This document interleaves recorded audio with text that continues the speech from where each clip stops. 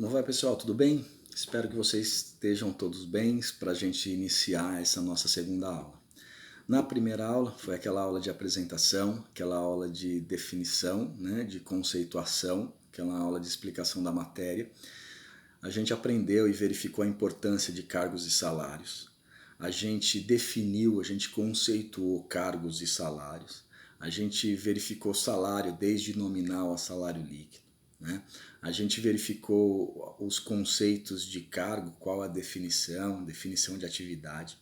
A gente também fez um viés aí pela linha do tempo, né? Com relação a desde quando vem se estudando essa matéria. A gente fez uma cronologia das últimas teorias e como uma teoria foi completando a outra.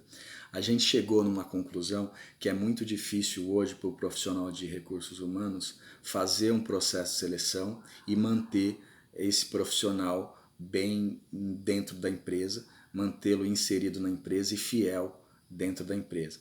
A gente verificou que uma das variáveis que faz com que o profissional fique dentro da empresa, se permaneça leal à empresa, é a questão salário, certo?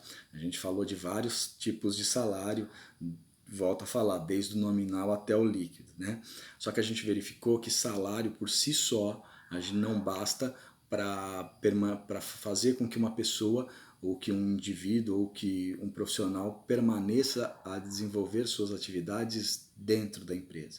Se ele for influenciado pela questão salário, logo, se uma concorrente oferecer um salário um pouco maior para ele, ele tende a ir para essa minha concorrente, certo?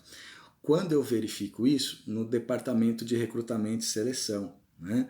Para eu selecionar algum funcionário, eu tenho que verificar lá, eu tenho que estudar quais as características do cargo, né, o perfil do cargo, o perfil de pessoa, de profissional que a empresa precisa para ocupar aquele determinado cargo, o tipo de conhecimento que aquela pessoa tem que ter para ocupar aquele determinado cargo, tá certo? A gente verificou isso, que é muito difícil de se fazer. Por quê? Porque quando o departamento de recrutamento e seleção não recruta o funcionário de uma forma correta, esse funcionário vai causar um certo prejuízo para a empresa. Pode ser um prejuízo econômico ou como pode ser um simples não avanço da parte da empresa. O que seria esse não avanço por parte da empresa? O empregado, o servidor, o funcionário, simplesmente realizar suas atividades de uma forma desidiosa, né? Não com tanta motivação para desenvolver suas atividades. Isso é muito ruim para uma empresa, né? A empresa deixa de crescer, tá certo? A gente verificou que tem uma questão de filosofia também, né? Que a gente tem que analisar para verificar que tipo de profissional a gente quer. Né? A gente verificou que tem uma diferença entre empresas do Oriente Médio, com empresas da América Latina, com empresas da América do Norte, com empresas asiáticas e empresas europeias. Também um fator que a gente falou é a questão da empresa, do porte da empresa. Se é uma empresa de pequeno porte, médio porte ou grande porte, isso também vai influenciar naquela questão de cargos e salários, certo? O que a gente verifica, o que a gente viu que dá para fazer com que a pessoa permaneça na minha empresa? Fazer um plano de cargos e salários, um plano de carreira para ele.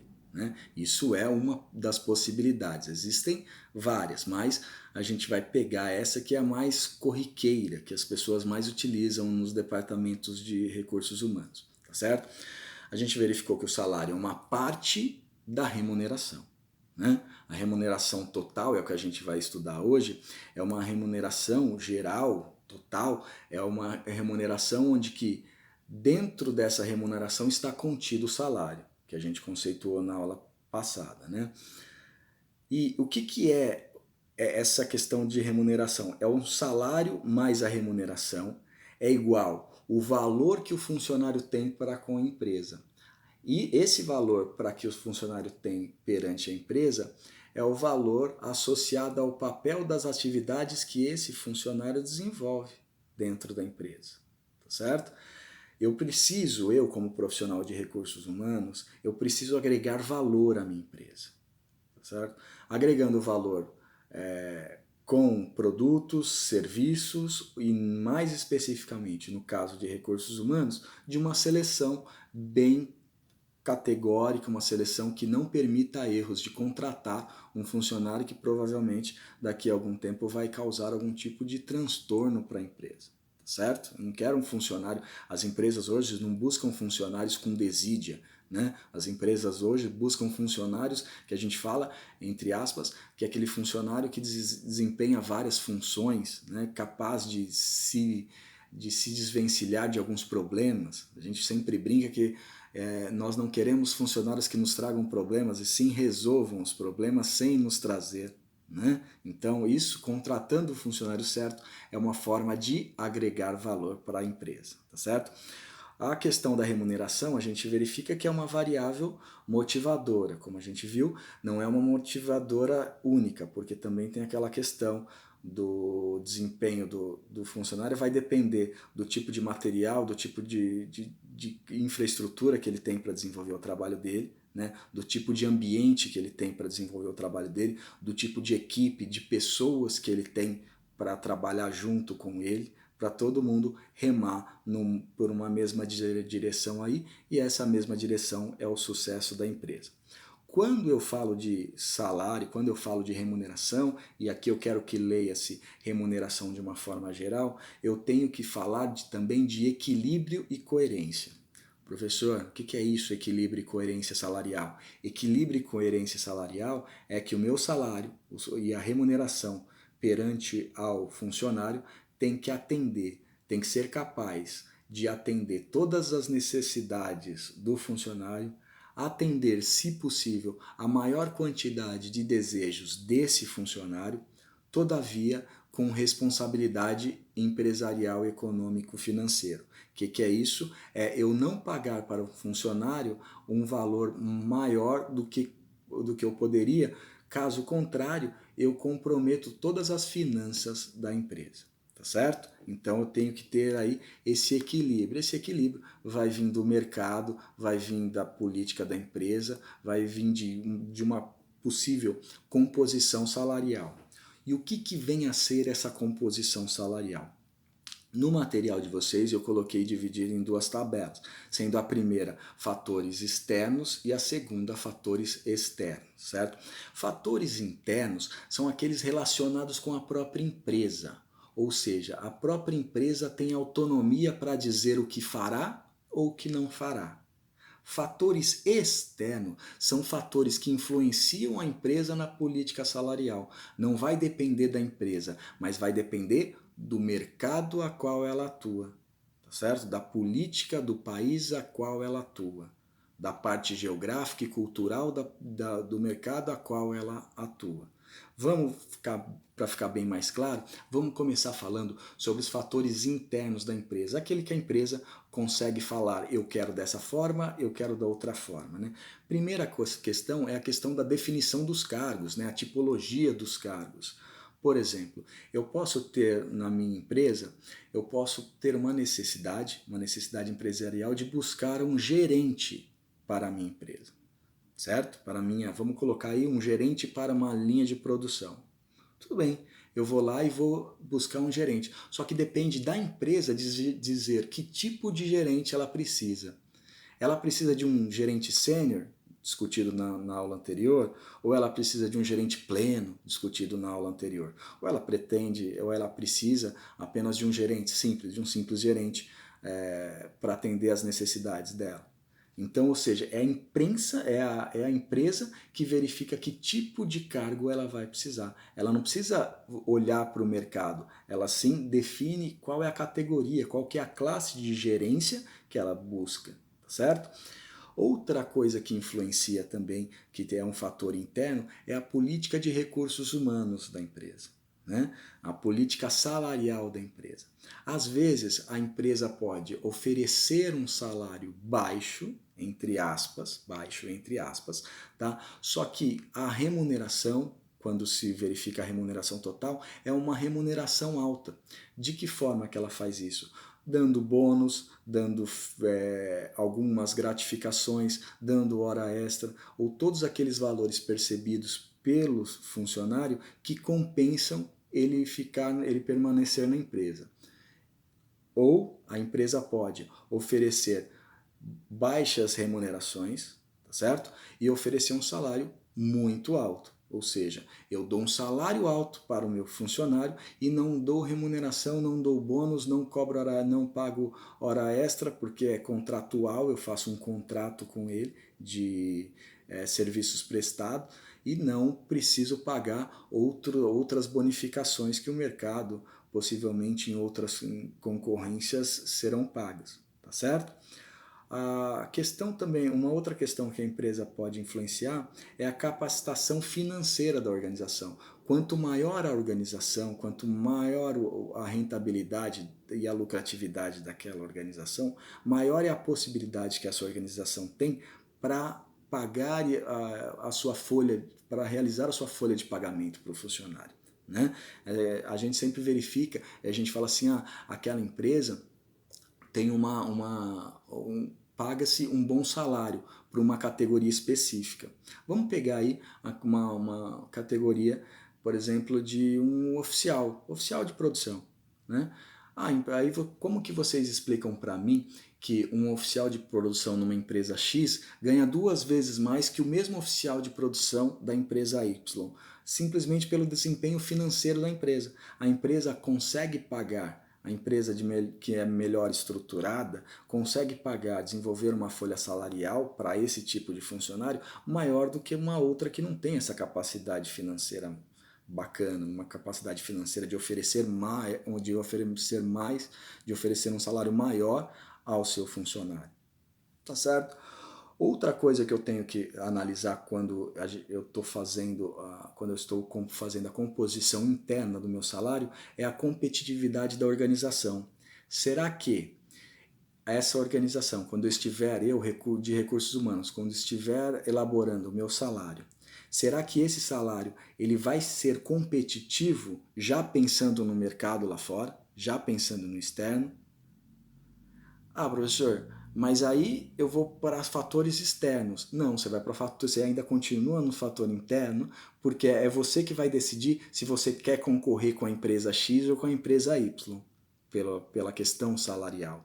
Né? Pode ser que você fale assim, não, eu não quero concorrer com aquela empresa porque ela paga um salário 3 vezes maior para um servidor ou para um funcionário do qual eu não consigo pagar. Né? Então eu verifico e falo assim, não, a minha competitividade não vai se dar no salário, mas pode se dar numa compensação financeira que pode vir através de bônus ou outros incrementos ao salário, certo? Terminando os fatores internos, agora a gente pula para os fatores externos. Fatores externos, o primeiro que vocês têm que analisar é a situação do mercado. A situação do mercado vai dizer o quanto que você tem que pagar, o quanto que você vai ser influenciado a pagar. Se o mercado apresenta crescimento, logo esse mercado está aquecido e os profissionais que desenvolvem essa atividade nessa categoria específica em crescimento vão cobrar mais. Isso é uma questão de lógica, né? Então a gente verifica assim, tipo, o mercado em ascensão, provavelmente eu vou ter que pagar mais para o meu funcionário. Vamos pegar um mercado em ascensão como exemplo, a questão do álcool gel, né? As empresas que fabricam esse tipo de álcool gel estão tendo que pagar um pouco mais aos funcionários. Por quê? Porque a demanda de álcool gel é muito grande, né? E a oferta às vezes não está acompanhando. Então, o funcionário ele se sente valorizado, a categoria se sente valorizado, logo a empresa tem que atender essas necessidades mercadológicas, senão ela está fora do mercado. Né? Um fator externo que influencia muito quando eu falo na questão salarial e remunerativa é a situação econômica, né? Aquela conjuntura econômica do país. O país pode estar em crescimento, ou o país pode estar pode sofrer com inflações, logo isso vai refletir na política salarial. O país pode ter incentivos em determinadas áreas, ou pode ter uma recessão em determinadas áreas, e aí eu vou ter que estudar o quanto que está impactando isso no consumo e o quanto está impactando isso para a minha empresa, e aí eu vou verificando quanto que eu consigo pagar para o meu funcionário. Outra questão muito importante que a gente tem que estudar é a questão legal, a questão legislativa que influencia o quanto eu tenho que pagar ao meu funcionário. Quer ver uma coisa? Lembra da aula passada que a gente falou que tem o salário profissional, aquele salário de categorias, salários de advogados, salários de médicos, salários de químicos, dos quais o próprio sindicato faz algumas negociações coletivas e fornecem a base salarial? É aí, a lei, a legislação trabalhista diz qual que é a base, é o mínimo que a empresa precisa pagar para o funcionário para que ele se mantenha empregado, certo?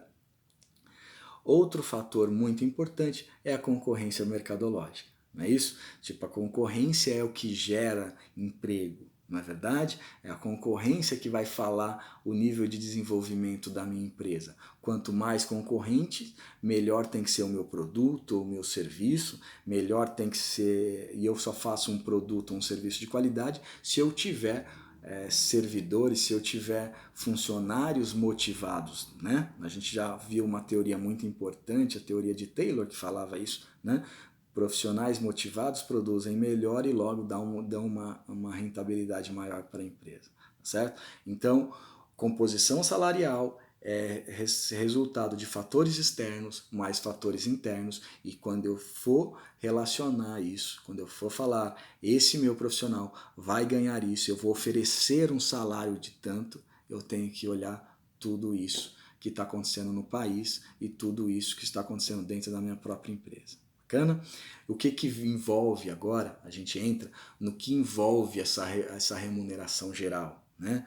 O que seria essa remuneração geral, gente? No material de vocês está escrito assim lá, que é um processo que envolve todas as formas de pagamento, tá certo? Todas as formas de pagamento, aquela questão de incentivo, aquela questão tipo de adiantamento salarial, né? Aquela tipo do dia 20, dia 5, aquela divisão. Então, ou seja, tudo isso, todas as formas de pagamento ou recompensas, olha a palavra, recompensas dadas aos funcionários ou colaboradores, né? A gente fala funcionários, mas também é colaborador, tá certo? Então, o que é essa remuneração geral, gente? Remuneração geral é composta de o salário base, que eu esclareci com vocês agora, né? Que eu esclareci alguns minutos atrás, mais bônus. Bônus por produtividade, por exemplo. Bônus por uma ideia bacana, por exemplo, certo? Mais hora extras, né? E possíveis adicionais, como viagens, né? Incentivos diversos. Gente, tem incentivos diversos para ter a remuneração. Existem algumas empresas que, para remunerar de uma forma mais bacana o seu funcionário, fala assim, ó, que depois de 10 anos ele recebe um relógio de ouro. Né? Depois de 50 anos, um relógio de ouro mais alguma coisa, um colar, alguma coisa com um diamante ou coisa do tipo. Isso é o quê? É um bônus, né? É diverso, é um incentivo para que a pessoa continue na empresa, né? Naquele plano de carreira.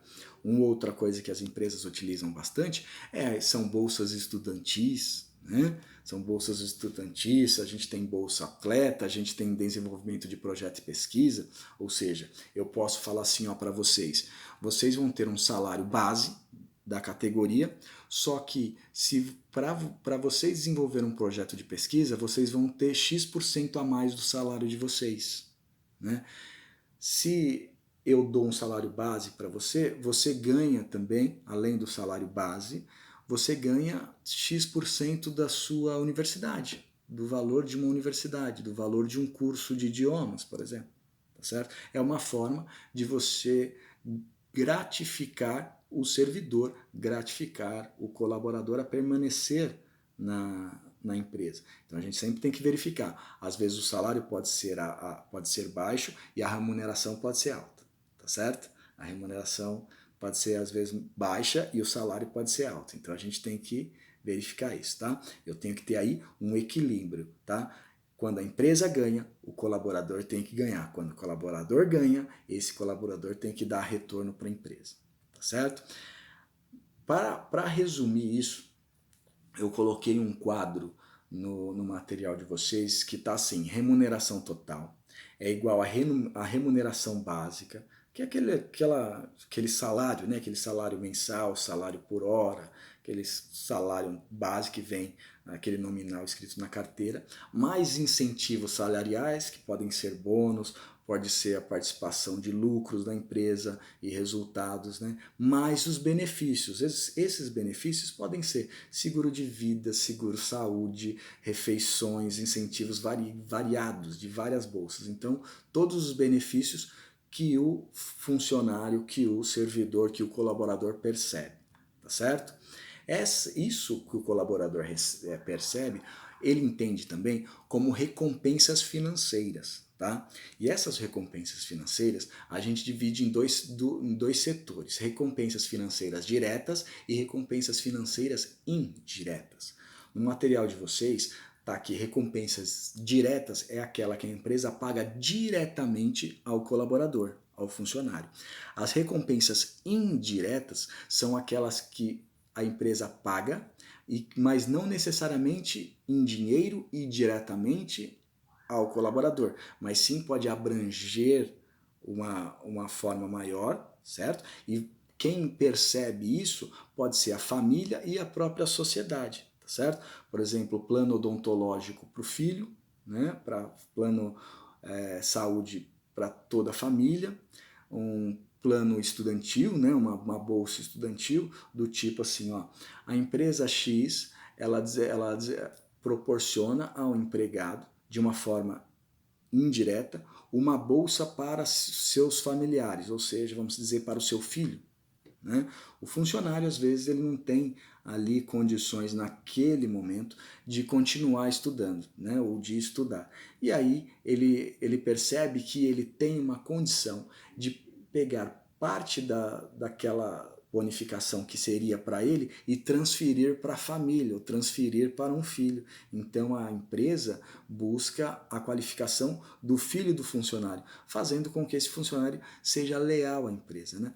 Não é muito difícil a gente verificar que as empresas, vamos pegar aí, por exemplo, empresas do ramo estudantil, vamos pegar a universidade, ou cursinhos, ou escolas particulares. Né? Às vezes, os professores têm direito a algum tipo de bolsa de estudos para na instituição a qual eles lecionam. Se eles não quiserem exercer esse direito, eles podem, isso não é uma regra, tá, gente? Mas é utilizado, isso não está na lei, mas é utilizado, tá? Ele pode repassar para os seus filhos, por exemplo, o funcionário da limpeza tem direito a uma bolsa de estudos para o filho dela, para o filho dele, né? na própria instituição ao qual ela presta serviço, né? Então, isso é uma forma indireta onde o funcionário percebe que ele teve uma recompensa financeira, que ele avalia assim, poxa, a mensalidade dessa escola do meu filho, se eu fosse pagar, eu não conseguiria, porque o meu salário é X e automaticamente, se eu incluísse essa mensalidade no meu orçamento, comprometeria demais e meu filho não teria condições de estudar nessa determinada escola. Logo, eu continuo trabalhando nessa determinada escola porque eu entendo que essa escola tem uma qualidade de ensino boa e o meu filho eu gostaria que estudasse lá. Então, é uma forma de recompensa financeira indireta, tá certo? Para a família e, contudo, para a sociedade. Então, essas recompensas financeiras, para a gente fechar, a gente verifica que é uma soma entre as recompensas diretas, aquilo que eu pago diretamente para o funcionário, e as recompensas indiretas, percebidas pelo funcionário, percebidas por sua família, percebidas para a sociedade. Tá certo? Quando eu falo em remuneração, eu tenho que verificar que existem tipos de remuneração e existe uma estrutura, né, salarial, aí existe uma estrutura remunerativa da qual as empresas precisam tomar ciência, certo? Essa estrutura é uma forma de junção entre uma estrutura equilibrada entre fatores internos e externos. Até aqui, bacana. A gente verifica que são cinco paradigmas aí que a gente tem que analisar sobre remuneração. A primeira remuneração que está no material de vocês é a remuneração fixa. Tá? Essa remuneração fixa é aquela que dá uma garantia maior, tanto para o funcionário quanto para a empresa. O que é essa remuneração fixa? Aquela que está previamente definido no contrato de trabalho. É aquela que está em carteira. É aquela que o empregador sabe que vai receber e que o empregador sabe que terá que pagar todo final do mês. Aqui eu já não verifico bonificação e nada. É simplesmente aquilo que realmente seria o mínimo a ser pago ao funcionário, ao colaborador. Então é uma segurança para o empregador e também uma segurança para o colaborador, tá certo? Outra remuneração é a remuneração variada. Né? Geralmente essa remuneração variada ela varia de acordo com o grau de importância do cargo, tá certo? O grau de importância do cargo é o que está relacionado com o resultado da empresa. Os valores são flexíveis e podem ser executados na forma de comissão, tá certo? Vamos pegar aí, sei lá, um vendedor, né? Um vendedor tem a sua comissão e o gerente desses determinado departamento pode ter uma remuneração variável muito superior porque ele atendeu às necessidades da empresa, ele superou os objetivos, as metas da empresa naquele setor, naquele instante, então por isso o salário dele pode variar, tá certo? Sempre para mais, nunca abaixo do piso, nunca abaixo das bases salariais.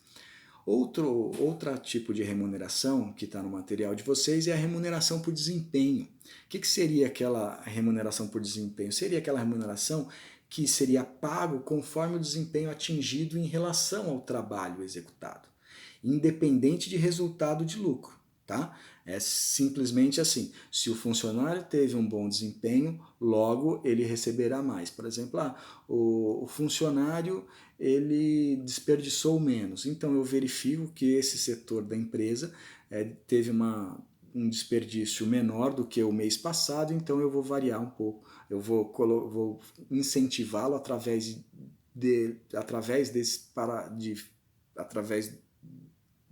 econômico, né, através do valor econômico, através do dinheiro, a fazer com que aquele funcionário, aquele departamento inteiro desperdice cada vez mais, tá certo?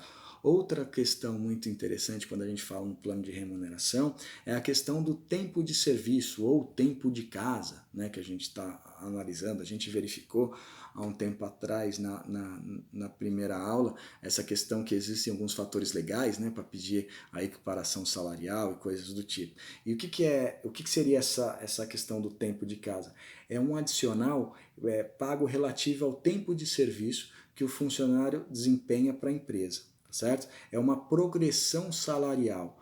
Ou seja, tipo, a pessoa entrou como oficial e agora ela já está 15 anos trabalhando na empresa essa pessoa já executa um trabalho com tamanha perfeição que é considerado como um prestador de serviços sênior, por exemplo. Né? Ele já a tamanha perfeição que ele desempenha é uma forma de aumentar o salário dele para ele continuar desempenhando aquele trabalho com perfeição.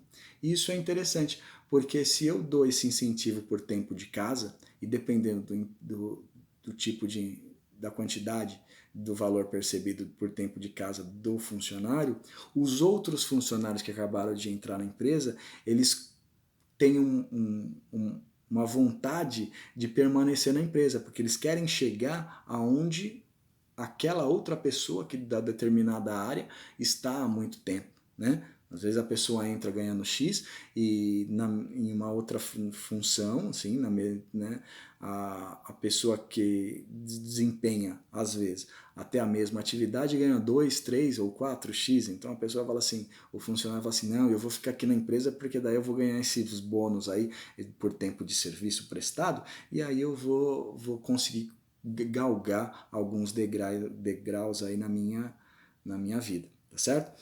Outra coisa que a gente tem que verificar é a questão da remuneração pelo cargo do ocupante, né? Ou pela pessoa ocupante, né? O cargo em si, aquela atividade que a empresa, que o servidor, que o o profissional desempenha ou o conhecimento que aquela pessoa que está ocupando aquele cargo tem, né? Isso pode ser uma base. Por exemplo, eu tenho um gerente master que atuou em diversas filiais, tanto no país quanto fora dele. Então, eu tenho um outro gerente de uma mesma categoria, que é master também, só que ele não tem o conhecimento internacional que esse meu gerente tem agora, né? Então, isso também faz parte do plano de remuneração. Quando vocês de recursos humanos, vocês estiverem falando qual é o valor, como valorar o trabalho de alguém, vocês automaticamente têm que pensar nessa questão que eu falei para vocês, tá? Dessa questão tanto de fixa até do cargo ou conhecimento que a pessoa desenvolve, tá certo?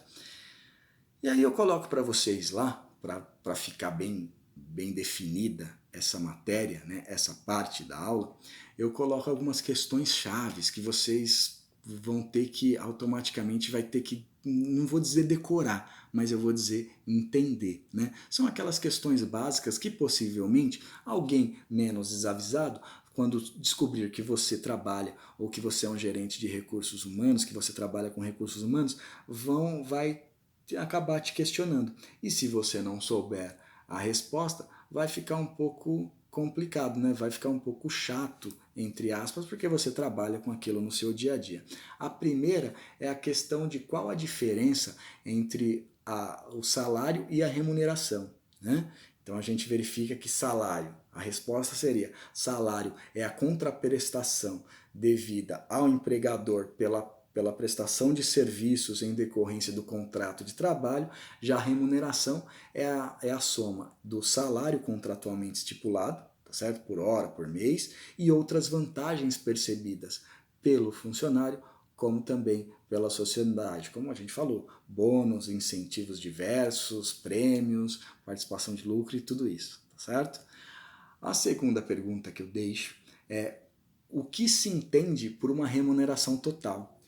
Remuneração total, a resposta deve ser: é o composto remuneratório recebido pelo empregado ou funcionário, né, formado entre a junção de componentes. Professor, que componentes são esses? Remuneração básica, incentivos salariais e todos os demais benefícios percebidos, tá certo? Isso facilita para vocês na elaboração de um plano de cargos e salários. A questão do salário às vezes pode ser baixo, mas a remuneração pode ser alta, tá?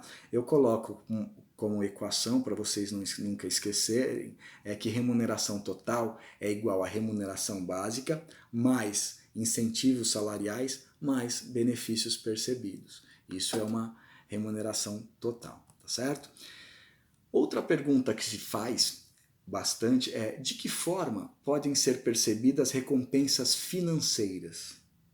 Lembra? De formas diretas, paga diretamente com o salário, prêmios e comissões, tá certo? Prêmios e comissões eu pago direto para o trabalhador, como de forma indireta, ganhos percebidos pelo funcionário, família e sociedade, como a questão das bolsas, incentivos, planos de saúde, tudo aquilo que se eu não pagar, né, o próprio funcionário ou sua família terá que pagar para. Se eu não pagar um plano de saúde, o funcionário vai ter que arcar com um plano de saúde. Se ele não tiver o salário para arcar com um plano de saúde, logo ele vai buscar uma outra empresa, ele vai buscar um outro emprego e pode ser até que ele encontre no seu concorrente, tá certo?